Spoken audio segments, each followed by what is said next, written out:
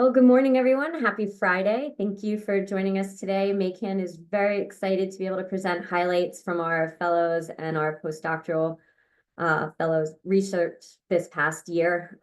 It's been a really fantastic year for MACAN to be able to help kind of push some science forward through our fellowship programs.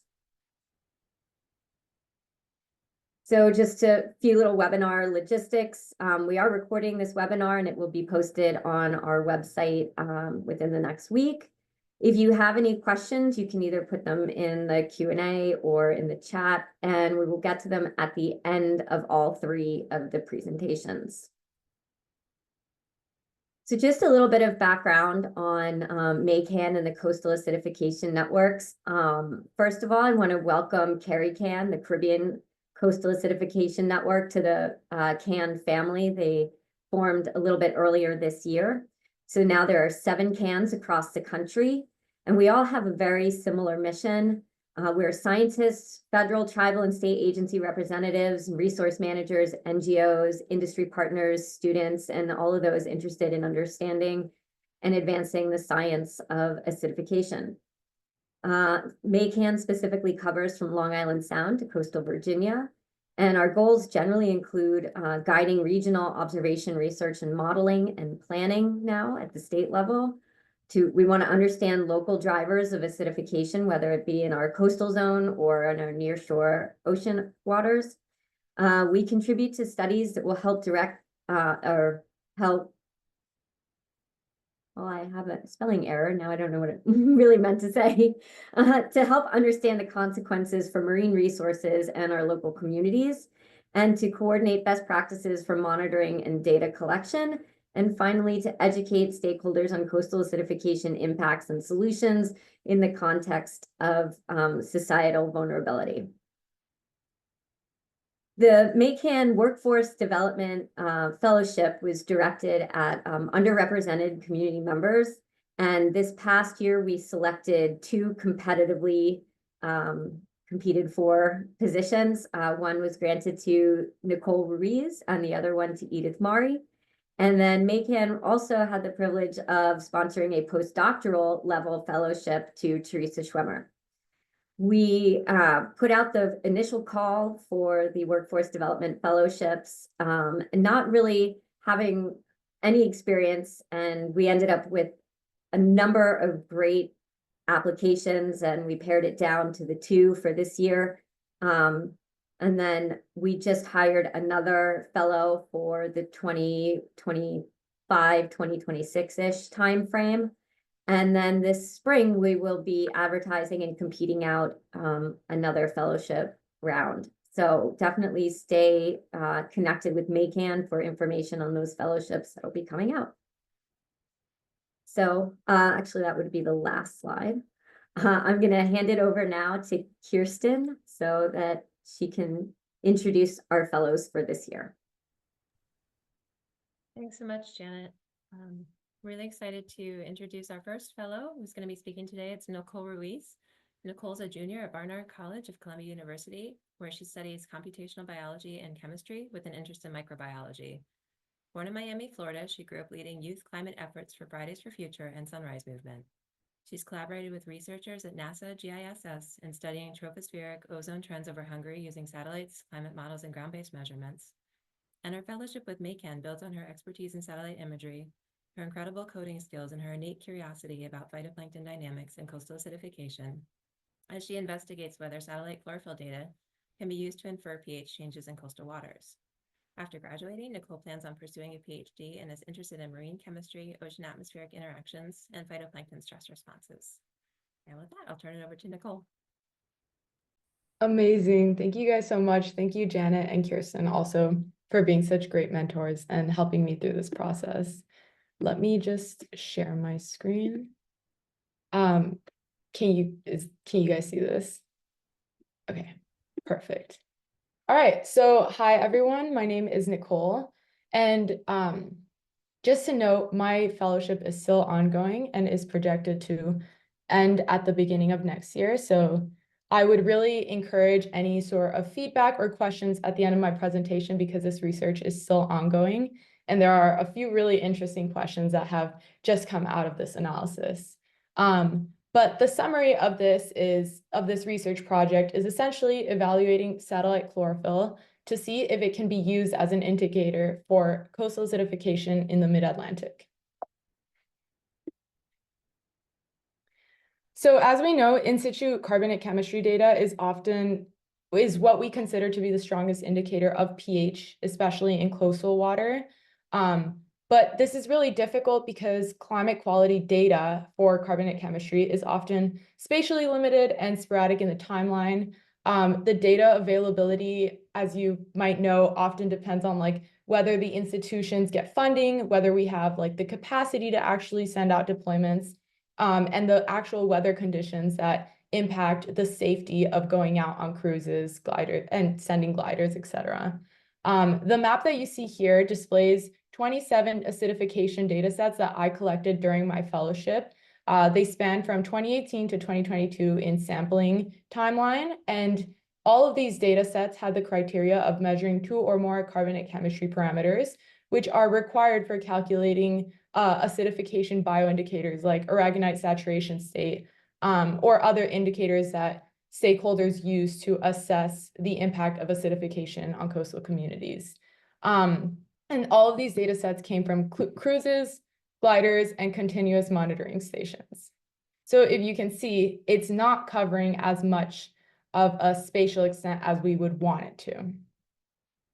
So in my work, I'm honing in on the contributions from marine phytoplankton to coastal acidification. So based on literature, we know that there are defined relationships between phytoplankton dynamics, their cycling, and pH along the water column. It's based on abiotic and biotic drivers like sea surface temperature, salinity, mixing, and in coastal waters, the processes are a lot more complex due to the water's proximity to the land, which causes nutrient loading, river inputs, etc. But we love a challenge. We embrace this. So we know that satellite chlorophyll is a proxy for phytoplankton biomass, excuse me, and they have relatively high resolution and have high sample sizes, especially when you compare it to in situ acidification sampling. So my question, and essentially like the basis of this research, has been trying to see whether chlorophyll A satellite products can be used to predict pH for sites along the mid-Atlantic. So in my research, like for this question, I had to identify a few key concepts and understandings about pH and phytoplankton dynamics that we could test against satellite chlorophyll data. So the first one was the fact that phytoplankton, which I abbreviate as phytos because it's a very long word, they intake CO2 during growth when they're doing photosynthesis, and this increases surface pH after a lag. Afterwards, when the bloom starts to decompose and it is dying off, this releases CO2 from respiration. And sorry, that should be releases CO2, not reduces. And this significantly decreases pH. So the satellite chlorophyll data product that I used was a gap-filled one. It essentially meshes the satellite data collected between 3 different sensors: Copernicus Sentinel-3A, ULTRI sensor, NOAA SNPP, and NOAA 20 VIRS sensors. And together, these are all optical instruments that have bands between 400 and 700 nanometers. So what that means is essentially that's the band resolution that they are capturing data from. And because they're optical products, they're not going to penetrate super deep into the water column, which is a caveat for the research, but it essentially means that it's going to be providing surface level data, so less than or equal to 3 meters in the water column.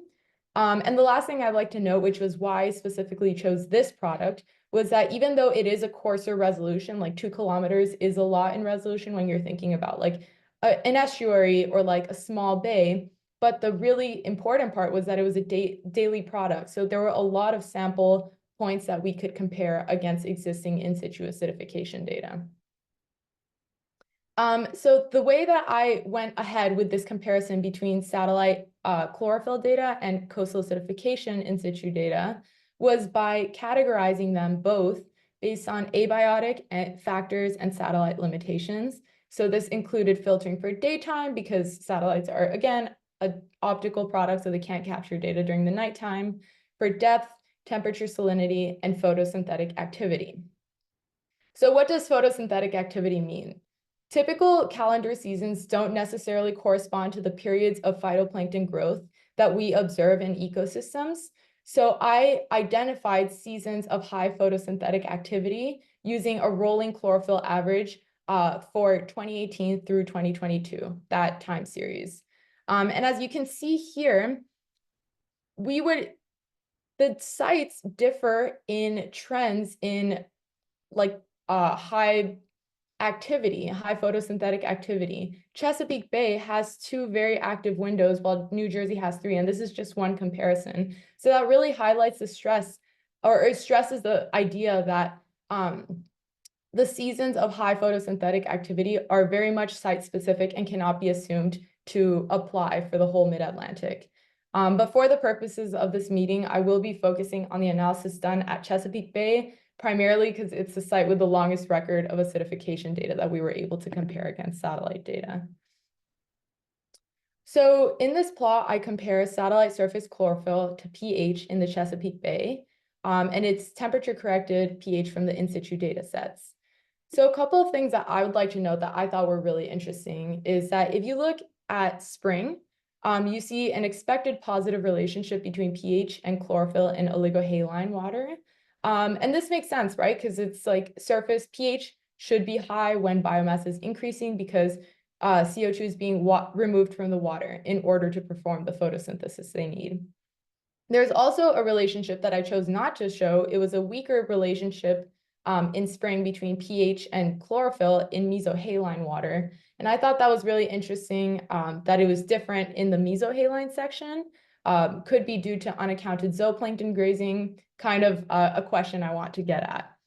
And the last thing that I want to note is that you see a significant relationship in the winter between chlorophyll and pH. I thought this would not be significant because technically in the winter, phytoplankton growth is reduced due to light limitation, and also there's a lot of storms, so pixels shouldn't be as available as they were. After some conversation with some colleagues, we're thinking that this might be due to a winter bloom that has been documented in the Mid-Atlantic, but that's an area of research that's still ongoing. So another question to add to the books. I also want to note a relevant relationship between PCO2 and phytoplankton that kind of like PCO2 has the relationship of being with pH of being the amount of CO2 present in the water column. So I thought it was really interesting, kind of consistent with the winter plot that we saw on the last slide, that PCO2 is increasing with chlorophyll. So this sort of suggests that cold water, which implies increased CO2 saturation capacity, would dominate over phytoplankton contribution in driving pH for this temporal and salinity category.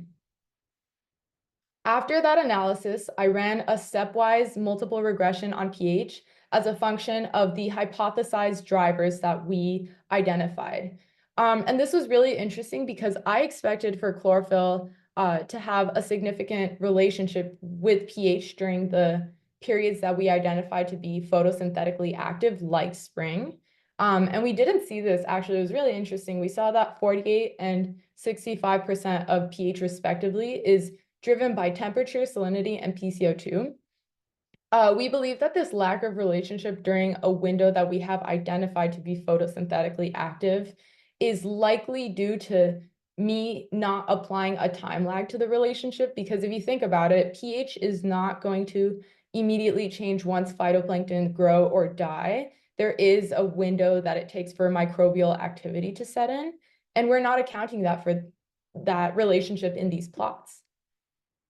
Interestingly, also, like something I also thought was really, intriguing was the fact that in the mesohaline category for late fall and winter, the regression shows or suggests that chlorophyll can actually be applied as a predictor of pH. So this kind of contradicts the original plot that we saw that mesohaline pH and chlorophyll relationships aren't very significant.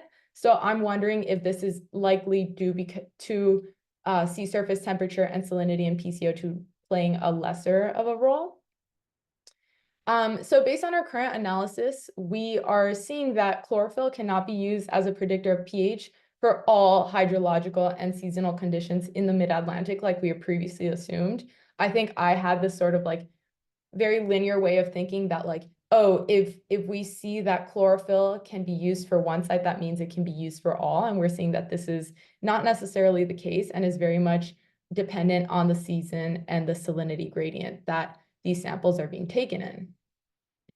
So key takeaways that we found from this analysis are that there is an expected strong relationship between pH and chlorophyll during active seasons in oligohaline water when you run a linear regression. When you run that multiple regression and you couple it with other known drivers like temperature, salinity, PCO2, we see that it doesn't have a significant effect on pH. So this is suggesting that there are potentially abiotic drivers not being accounted for in this plot, as well as a potential signal for other like satellite caveats that we're not acknowledging. So what are the implications? How are we tying this back to policy impacts on coastal communities, fisheries, etc.? There is limited in situ acidification data. We know this. This requires funding. And I know that is the optimistic dream that everything is going to get funding. So when there isn't funding for in situ sampling, there should be the opportunity to use data-rich proxies like satellite chlorophyll if there is a known relationship between the proxy and pH. So with this question, if satellite chlorophyll is identified to drive pH during certain hydrological and seasonal periods, this information could be able to be incorporated into acidification forecasting models that are site-specific. So what's next for this research overall? So we got accepted to present at AGU as an oral presentation on this work. So really trying to see what the story we want to tell is with regards to satellite chlorophyll and its potential and also limitations when looking at its relationship with pH.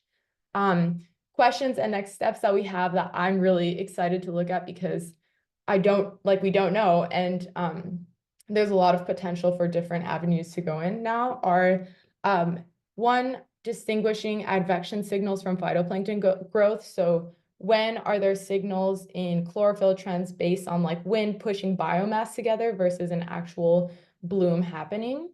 The second thing that I think is really important is actually applying the time lag to pH and chlorophyll relationships to see if there is a stronger contribution from chlorophyll after that application. And the last thing that we are trying to do is collecting weather quality pH data as opposed to climate quality data because weather quality is oftentimes a lot more available. And then using that for comparison with satellite chlorophyll. And that would allow us to have more sample size. So it would be interesting to see if there is a difference in trends based on that change. And yeah, thank you so much for listening, and I'm excited to hear any questions during the Q&A session.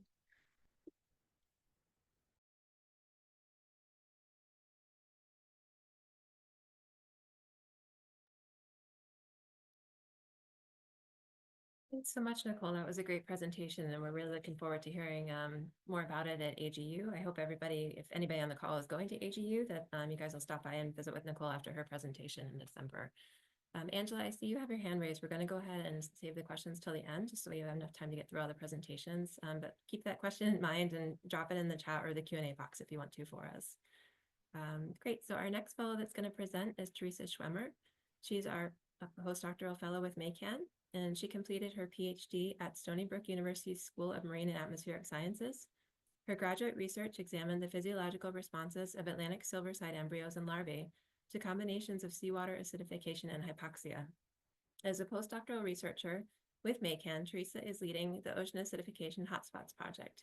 She's combed through hundreds of articles to create an extensive literature review on biological impacts to mid-Atlantic species, and today she'll give you an exciting preview of how that analysis, combined with spatial data layers, can help state managers identify areas and species at risk to coastal acidification. Teresa enjoys spreading awareness about acidification through outreach to various audiences and finding creative ways to get people interested in our changing environment. and we look forward to her career as she begins her new postdoctoral research at University of Rhode Island's Graduate School of Oceanography. So I'll turn over to you, Teresa. Thanks so much, Kirsten. Yeah, this has been really an amazing opportunity. And I'm excited to tell you all about it. Let me get my slides up. Okay.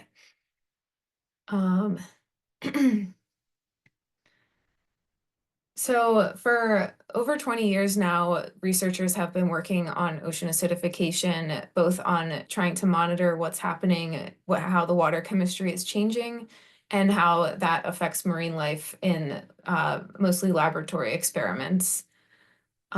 So a big challenge is getting all of that information together in one place for people to use. And MACAN is working to address that challenge with the Hotspots project.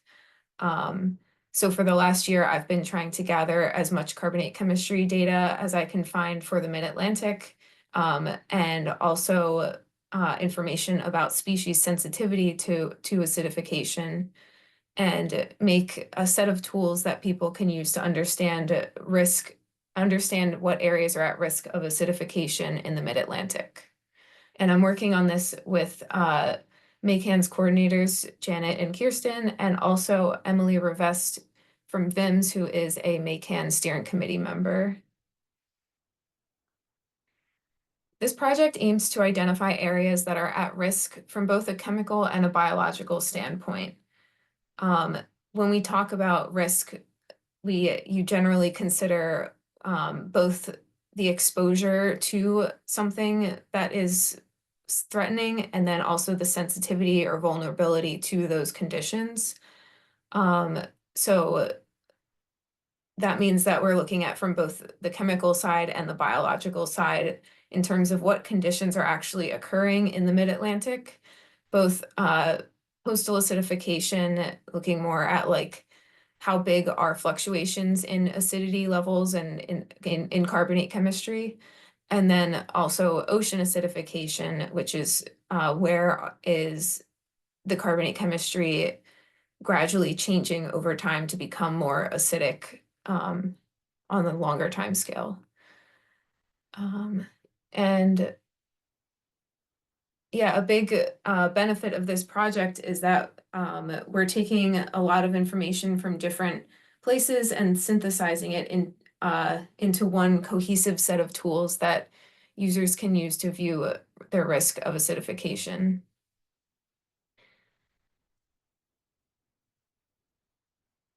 So first we had to define what is a hotspot or an area at risk.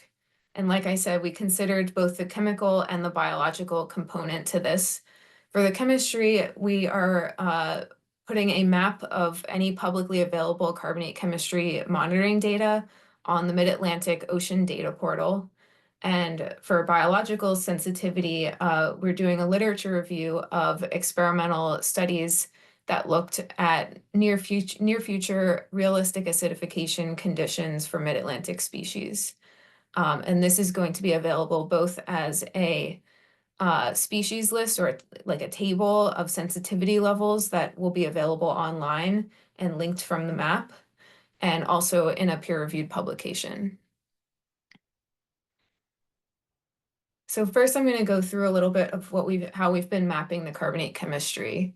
As I said, this is going to be available as a layer on the Mid-Atlantic Ocean Data Portal through MARCO.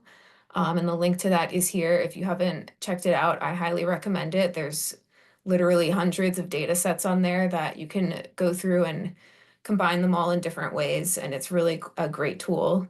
And these are some of the data sources of the data that we're using. It's all like discrete samples as opposed to continuous autonomous sensors. So this comes from sources such as the NOAA cruise programs, Stony Brook University's offshore monitoring program, the CSI Oyster Project, which monitors Chesapeake Bay, the Delaware River Basin Commission, and monitoring from the Virginia Department of Environmental Quality. this is what our data looks like, because these types of sampling programs, some of them do visit the same place over and over so that we have a lot of data points for one specific location, and we can calculate things like averages and variance to get at the variability. But other programs such as cruises might not always visit the exact same locations time after time. So we needed a way to find places where those points are clustered close enough together that we can combine them together and still calculate averages on different time scales and try to look at how the conditions fluctuate over time and if we're able to detect any rates of change. So I applied a grid cell system of 0.1 by 0.1 degree grid cells, latitude and longitude, and made it so that there's 5 or more data points in each box. So this lets us look at each box and calculate sort of summary statistics and seasonal averages and things like that, so that we can try to get an idea of what the conditions are like. And as you can see, a lot of these only have less than 10 data points, but there are still a good number where you see these like greens, blues, and purples that have a much higher number of data points in one sort of defined location. And the goal here is to get an idea of both what are the typical conditions in a year or over several years, and also ultimately try to see if we can detect change over time. Unfortunately, when it came down to the data sets that we had available, and most of them only go back about 5 years, when we filter out for best practices sampling two or more carbonate chemistry parameters, and low levels of uncertainty. So we've also implemented plans to continue adding more data in the future, and hopefully in the future be able to have longer time series where we can detect change over time. But for now, we're focusing on mapping annual and seasonal means. So here's the data for the Delaware and the Chesapeake Bay mapped for pH as an annual average, and then broken down into a winter average and a summer average. And looking at these different time scales lets us see how the conditions are different throughout the year. Because as you can see, if you focus in on, for example, this lower part of the Chesapeake Bay and these tributaries, you can look at differences, but you can see how it differs between the winter and summer in terms of coverage. So this lets us be a little more transparent as to the temporal data coverage and the fact that there's a lot more sampling in the summer as opposed to the winter.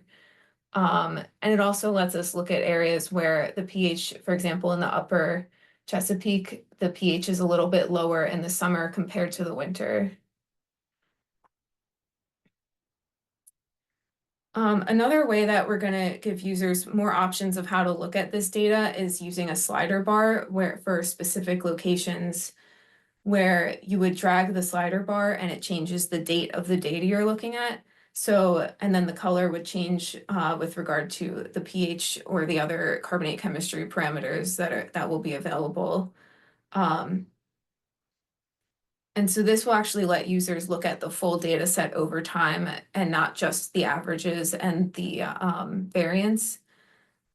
So this also gives a little more transparency as to how many data points are actually making up that data set. And users can decide like what is a sufficient level of data for their needs, and just get an idea of the full range of conditions and what months those conditions were observed in. The other side of this project is looking at species sensitivity to acidification. And for this, we did a literature review of experimental studies on mid-Atlantic species, both estuary and coastal species. that were exposed to any realistic near future or current acidification treatments.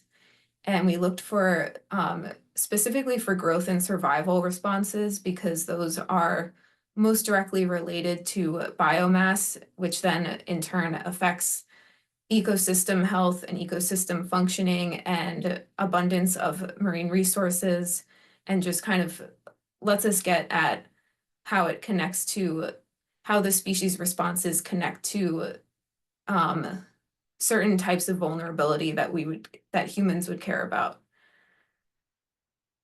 And so this will be available as a supplement to the map layer in the data portal. And users will be able to look through a table of all species and see, for example, at a certain level of pH, what effects are, what species are affected there at what life stage, and is it mortality or is it reduced growth? And we're also including not just negative responses, but also cases where positive or neutral responses were observed.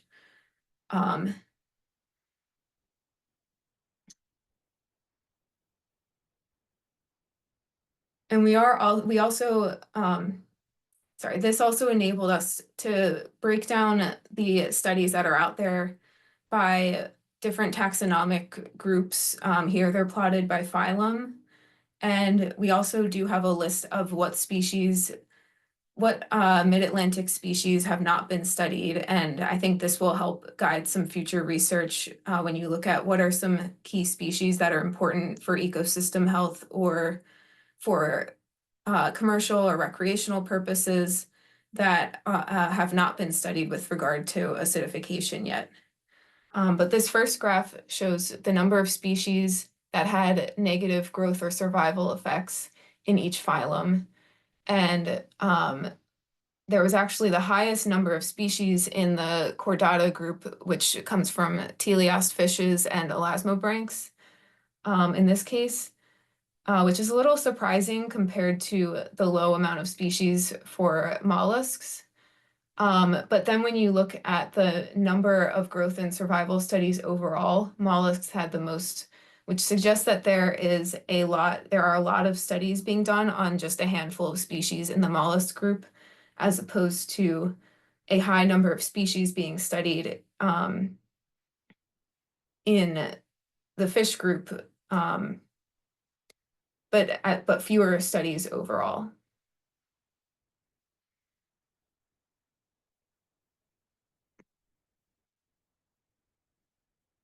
So we want this to be a sort of evolving tool over time. There's so much ongoing research on both the biological side and the chemical side, and a lot more monitoring is being added throughout the region that follows best practices. And this will help us increase our resolution if we can keep adding more data over time, both spatial coverage and temporal coverage. And we're hopeful that as we keep kind of periodically adding more data to this, we'll be able to have long enough time series to detect change over time. And we're also going to be monitoring for new studies that come out on biological sensitivity and try to keep this, well, I'm working on a detailed methodology so that we can keep this tool up to date for users to have the most recent information available for their decision-making needs. And additionally, in the paper we're working on for the biological sensitivity literature review, we're going to have some recommendations and kind of some caveats of where research should be going in the future and what the limitations are with the current research that's out there. One of the main limitations is that there has not been, I mean, there are some people working on this, but there's not a whole lot out there for a wide variety of species in terms of connecting those growth and survival effects to what is actually going to happen in situ, both when you consider the other stressors that will be happening at the same time. Will these acidification effects that were detected in the lab actually be detectable in the wild when there's also changes to temperature and oxygen that might play a much bigger role in biomass changes. And then also being able to translate these effects in the lab into to the population level is still kind of an ongoing challenge that hopefully in the future, as more research comes out on that, we'll be able to incorporate that kind of information when looking for acidification hotspots. So thank you so much for listening, and I hope you will check out the data portal and these products when they become available online. And I'll take any questions at the end of the webinar. Thank you.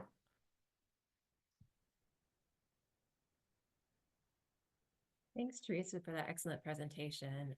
And just to let everybody know too, if you haven't joined the MACAN listserv yet, that's where we usually send out our information via constant contact. And once Teresa has everything uploaded onto the data portal for the species summary tables and the new data layers and things, we'll send out some information about that. So I'll drop that link in the chat later so you can get on the constant contact if you haven't been there before. But yeah, we'll keep you in the loop on that. And thanks again, Teresa. All right, now we're going to switch over to our third fellow, Edie Murray. And Edie recently completed her master's degree in land resources and environmental sciences from Montana State University and recently relocated to New Zealand. So she's coming to us somewhat live from New Zealand today. She first gained experience in communicating climate science with Alaska's Ocean Acidification Network, Alaska Sea Grant, and the International Alliance to Combat Ocean Acidification. During her fellowship with MACAN, Edie has been a creative force, designing innovative social media content, organizing a hands-on aquarium field trip focused on climate ocean health messaging, and planning the Mid-Atlantic Ocean Acidification Workshop to try to improve state-to-state coordination and policy alignment around ocean acidification action planning. While in New Zealand, she'll continue to build her policy and communications expertise with the OA Alliance and MACAN. And just a note, Janet's going to be playing this on Google Slides, and the audio has been pre-recorded because Edie's having a lot of connection issues in New Zealand right now. So fingers crossed it works the way it's supposed to, and we'll let it roll.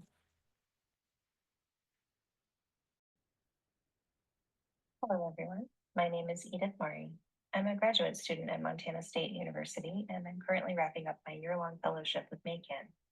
I'm here to give you the highlights of my fellowship project in science communication and engagement. I'm currently experiencing some technological difficulties, and I appreciate your patience in viewing this recording. You may hear the word test at the beginning of a few slides. We're going to collectively ignore those.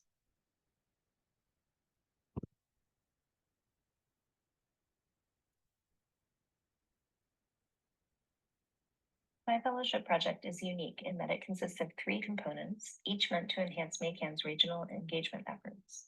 These include bolstering MACAN's social media presence, developing a gallery of local images, and hosting a regional workshop to support Mid-Atlantic states in coastal and ocean acidification action planning.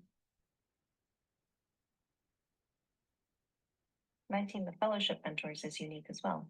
I got a bonus mentor this year.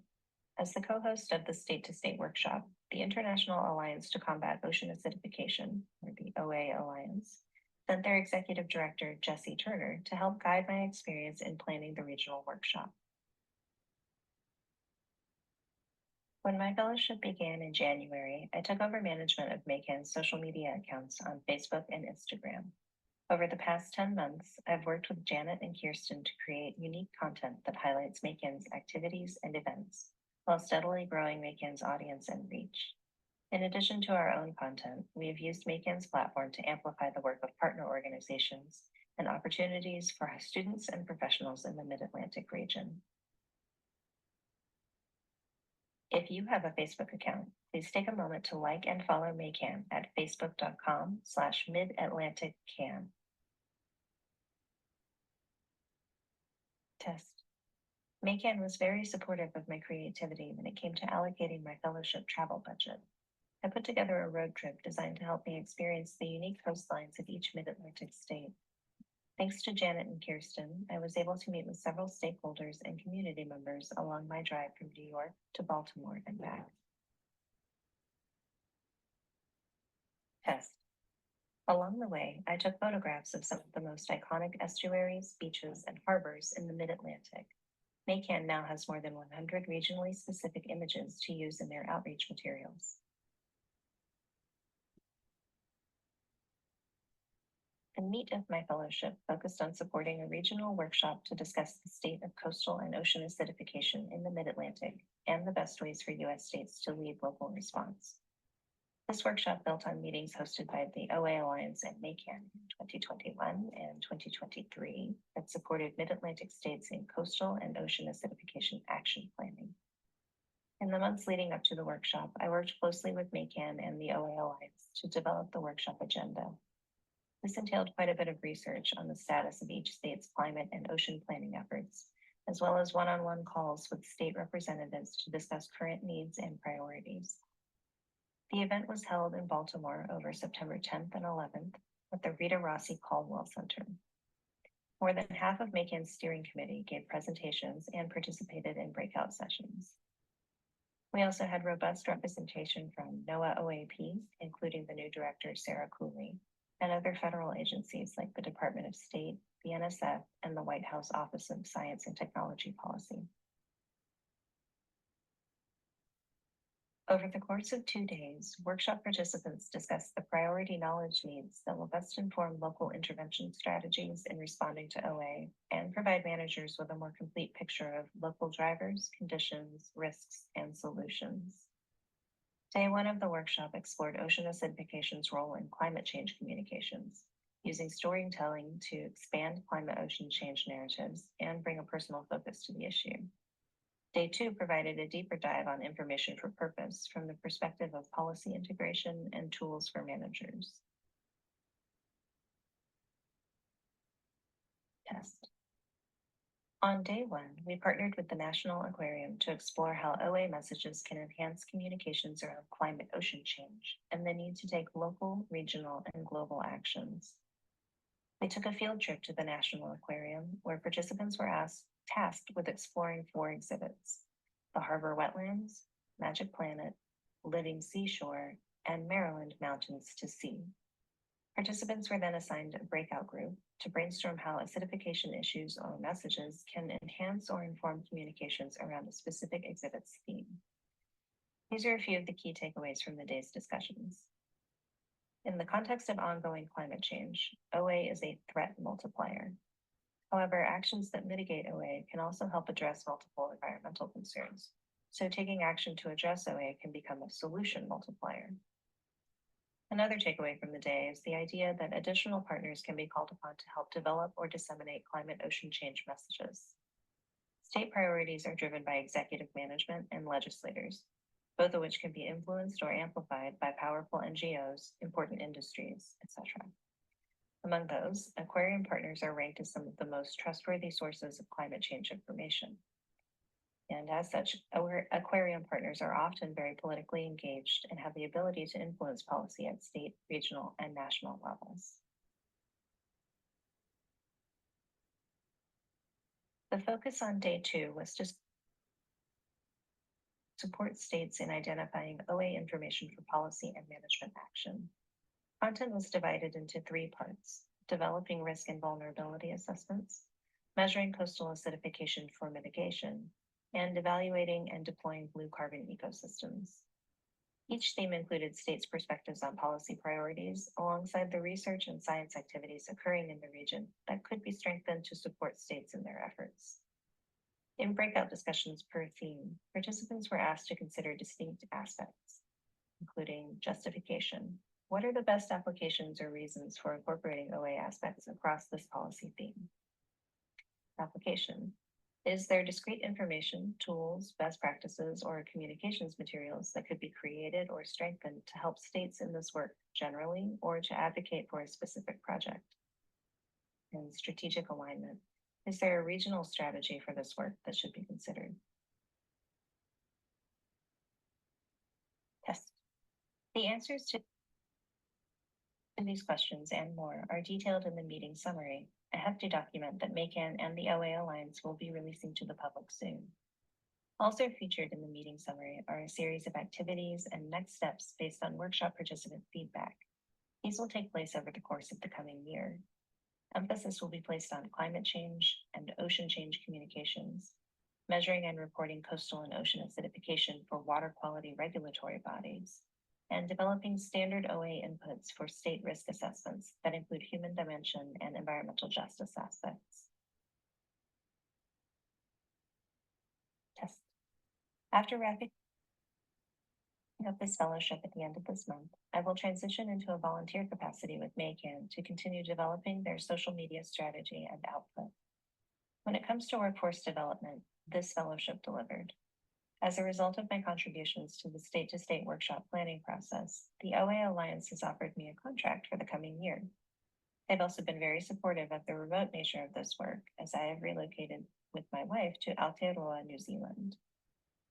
The ocean continues to connect us all, and I look forward to discovering the ways in which I can support OA mitigation efforts in this part of the world. I appreciate your interest in what I've been up to for the past year, and your patience in navigating my technological challenges at the moment. While everyone loves a good slideshow, I do best in one-on-one connections. If you'd like to chat about anything at all, or if you think you might find yourself in the Southern Hemisphere sometime soon, please do reach out. I'd love to hear from you. Thanks, Edie, and so sorry, everyone. We are doing our best with being on the other side of the world from our presenter. So we do have a couple of questions already in the chat. So I see that Teresa, you kind of gave a response to Katie, who let us know that there's Long Island Sound data available. And Katie, somebody from MACAN will connect with you directly to see if we can get that data and get it onto the portal as well. So it will be reaching out, and or if you want to share your email address and invite any of the MACAN fellows to reach out, you can do that too. Other than that, let's see. All right, that was the only comment that I see in the chat. So if anybody wants to either raise their hand or put a question in for any of the three MACAN fellows. Kirsten, you have your hand up, so I'll let you go first. That was an accident. Just Oh. Wow, we're doing great technically here today, aren't we? You would think it's the first time we've hosted a webinar.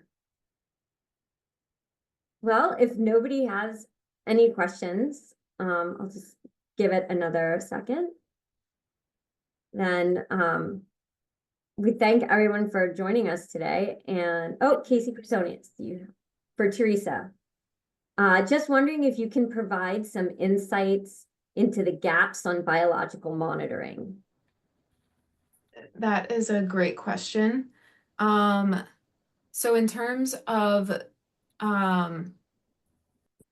sort of more big picture gaps, I would say that there's not a lot of in situ monitoring of biological responses, where we're kind of pairing up, and this is because it's a really challenging type of research, but pairing up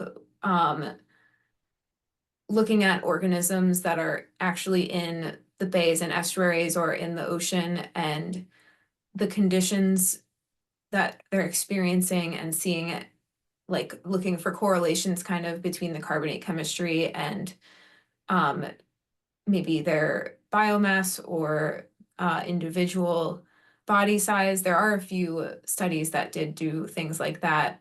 I believe with some scallops, and I can't think of what else, but I know there are a few, but I think it would be good to look at more kind of like the natural conditions, that instead of static CO2 conditions or even like lab implemented fluctuations. And then species, so we have a list of species that were like, we kind of started with a list of species for the Mid-Atlantic and then went through each one and found whether there were acidification studies that looked at growth and survival or not. So there actually are a few species I don't have the table. I should have done this with the table open right now. So I could follow up with you like when I have kind of like a report of some key species, but there are a few where people looked at other variables such as disease tolerance or metabolism, but didn't specifically measure growth and survival. So I would say that's another gap that is kind of worth mentioning.